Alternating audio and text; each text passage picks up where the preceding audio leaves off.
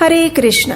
आप सभी को मकर संक्रांति पर्व की बहुत सारी शुभकामनाएं। आज के इस पवित्र दिन को उत्तरायण के नाम से भी जाना जाता है। मकर संक्रांति का ये पर्व भारत के सबसे प्राचीन पर्वों में से एक है, जो कि प्रत्येक वर्ष 14 जनवरी को मनाया जाता है। ये दिन मात्र ज्योतिषीय महत्व ही नहीं रखता, अपितु धार्मिक, सांस्कृतिक और आध्यात्मिक दृष्टिकोण से भी अत्यंत महत्वपूर्ण है। तो चलिए आज के इस वीडियो में हम देखते हैं कि आखिर मकर संक्रांति पर्व की विशेषताएं क्या है, उसकी विभिन्न परंपराएं कौन सी है और किस कारण से हम इस मकर संक्रांति के पर्व को मनाते हैं। तो आइए आज के वीडियो को आरंभ करते हैं। मकर संक्रांति के दिन सूर्य धनु राशि से निकलकर मकर राशि में प्रवेश करता है और इसी खगोलीय घटना को हिंदू ज्योतिष कैलेंडर में अत्यंत शुभ माना जाता है। मकर संक्रांति के दिन से सूर्य उत्तर दिशा में प्रवेश करता है, यानी कि उत्तरायण होता है, यानी कि सूर्य दक्षिण दिशा से उत्तर की ओर गमन करता है और इसीलिए आज के इस विशेष दिन को उत्तरायण भी कहा जाता है। उत्तरायण का ये समय देवताओं का दिन कहा जाता है और इसे शुभ कार्यों के लिए आदर्श माना गया है। हमारे शास्त्रों में बताया गया है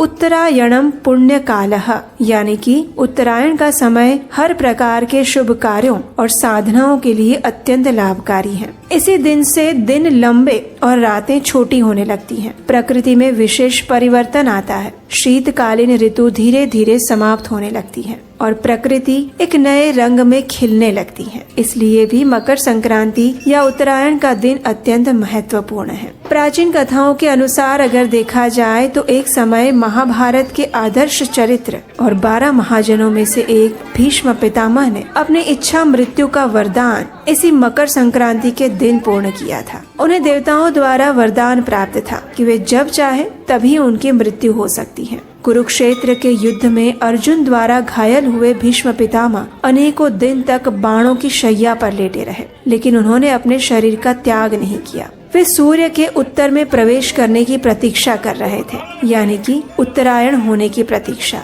उनका मानना था कि मृत्यु का समय आत्मा की गति को प्रभावित करता है। उत्तरायण के समय में मृत्यु होने से आत्मा को मोक्ष की प्राप्ति हो जाती है और वो परम धाम को प्राप्त कर सकती है। इसीलिए भीष्म देव ने जब सूर्य नारायण देव उत्तर दिशा में प्रवेश कर गए, उसी मकर संक्रांति के शुभ समय में उन्होंने अपने शरीर का त्याग किया था, और वो भी भगवान श्री कृष्ण की उपस्थिति में। इस प्रकार हम देख सकते हैं कि हमारी प्राचीन कथाओं के अनुसार भी इस त्योहार का अत्यंत विशेष महत्व है। इस बार मकर संक्रांति के अवसर पर प्रयागराज में कुंभ मेले का भी शुभ आरंभ होने जा रहा है। कुंभ मेला हिंदू धर्म का सबसे बड़ा आध्यात्मिक आयोजन है, जो कि प्रत्येक 12 वर्षों में आयोजित किया जाता है। प्रत्येक 6 वर्ष बाद अर्धकुंभ आता है और 12 वर्ष बाद महाकुंभ आता है। 2025 का ये कुंभ मेला अत्यंत विशेष है, क्योंकि ये 144 वर्षों के बाद आने वाला महाकुंभ है। आज के मकर संक्रांति के दिन इस महाकुंभ में लाखों श्रद्धालु प्रयागराज के त्रिवेणी संगम में स्नान करेंगे और आध्यात्मिक मोक्ष की प्राप्ति करेंगे। ऐसा कहा जाता है कि कुंभ मेले में पवित्र नदियों में स्नान करने से मनुष्य के सभी पापों का नाश हो जाता है और उसे अमृत के समान मोक्ष की प्राप्ति होती है। इस मेले में साधु संतों और आचार्यों के सत्संग का भी लाभ मिलता है और न जाने कहां से बड़े बड़े ऋषि, मुनि, साधक, साधु, तपस्वी इस कुंभ मेले में आते हैं। मकर संक्रांति के दिन अगर इस संगम स्थान में स्नान किया जाए तो वो अत्यंत पुण्यकारी बताया गया है और इसीलिए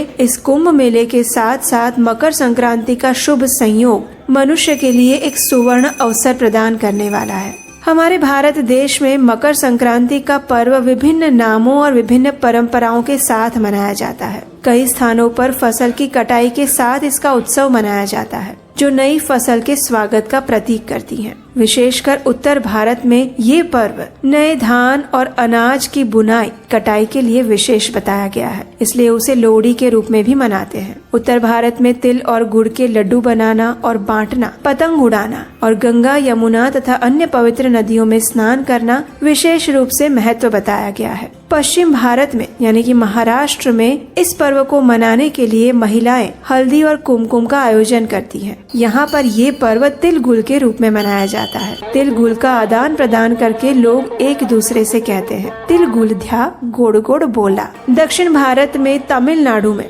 इसे पोंगल के रूप में मनाया जाता है, जब नए चावल से पोंगल नामक विशेष मिठाई बनाई जाती है और भगवान सूर्य नारायण देव की विशेष पूजा की जाती है। पूर्वी भारत में यानी कि पश्चिम बंगाल में इसे पौष संक्रांति कहते हैं और इस दिन गंगा सागर में स्नान करने का विशेष महत्व बताया गया है। गुजरात में मकर संक्रांति या उत्तरायण का पर्व पतंग उड़ाने का विशेष पर्व है और ये पूरे विश्व में विख्यात है। इस दिन उत्तरायण पर्व के रूप में सूर्य देव की विशेष पूजा की जाती है। गायों को घास चारा खिलाया जाता है और परिवार के सभी सदस्य एक दूसरे के साथ मिलकर तिल, गुड़ और मूंगफली से बनी हुई मिठाइयों का आदान प्रदान करते हैं, उसका आस्वादन करते हैं। मकर संक्रांति के दिन तिल और गुड़ का विशेष महत्व है। तिल और गुड़ से बने व्यंजन इस दिन अनिवार्य रूप से बनाए जाते हैं और ये सिर्फ मिठाई के रूप में नहीं, अपितु जीवन में मिठास और परिवार में सामंजस्य बढ़ाने का प्रतीक माना गया है। तिल जो होते हैं वो ऊर्जा और गर्मी के प्रतीक हैं,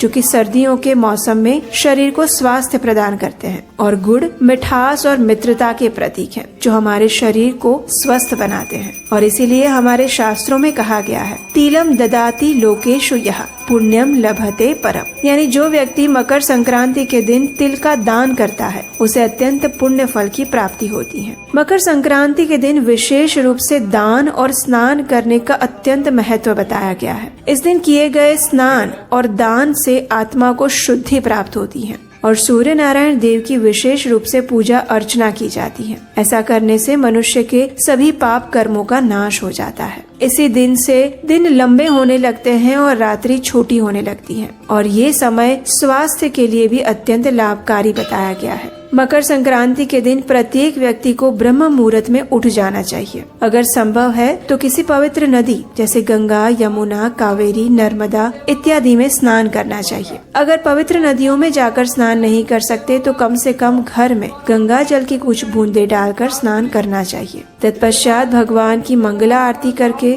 सूर्य नारायण देव को अर्घ्य अर्पित करना चाहिए। इस दिन सूर्य नारायण देव की विशेष रूप से पूजा करनी चाहिए। तत्पश्चात गायों को घास खिलाना चाहिए। इस दिन आप सुयोग्य पात्र को तिल, गुड़, चावल, कंबल, अन्न, भोजन इत्यादि का भी दान दे सकते हैं। गौशाला में जाकर गायों की सेवा के लिए दान दे सकते हैं और अधिक से अधिक हरे कृष्ण महामंत्र का जप कर सकते हैं। अपने संपूर्ण दिन को आध्यात्मिक रूप से व्यतीत करने का प्रयास कर सकते हैं। इस प्रकार हम देख सकते हैं कि मकर संक्रांति मात्र एक खगोलीय घटना नहीं है, अपितु धर्म, संस्कृति और आध्यात्मिकता का संगम है। ये पर्व हमें जीवन में दान, पुण्य और सकारात्मकता के महत्व को सिखाता है। मकर संक्रांति के दिन किया गया विशेष दान मनुष्य को अनंत फल की प्राप्ति कराता है, वो उसे आध्यात्मिक जीवन में प्रगति करवाता है। तो ये थी मकर संक्रांति की विशेष जानकारी। वैदिक संस्कृति के प्रमाणभूत प्रचार कार्य के लिए दिया गया दान भी मनुष्य को अक्षय फल की प्राप्ति कराता है। तो अगर आप इस मकर संक्रांति के विशेष पर्व पर सनातन धर्म के प्रचार हेतु इस कार्य को आगे बढ़ाने के लिए हमारा सहयोग देना चाहते हैं तो स्क्रीन पर नंबर दिया गया है। आपके सहयोग से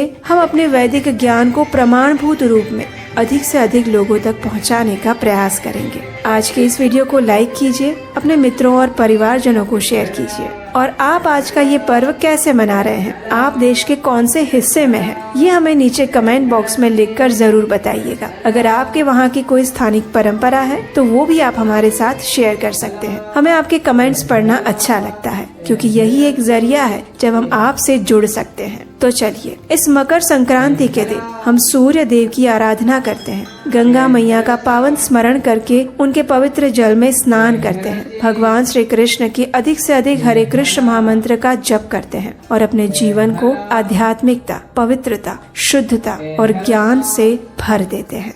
हरे कृष्णा।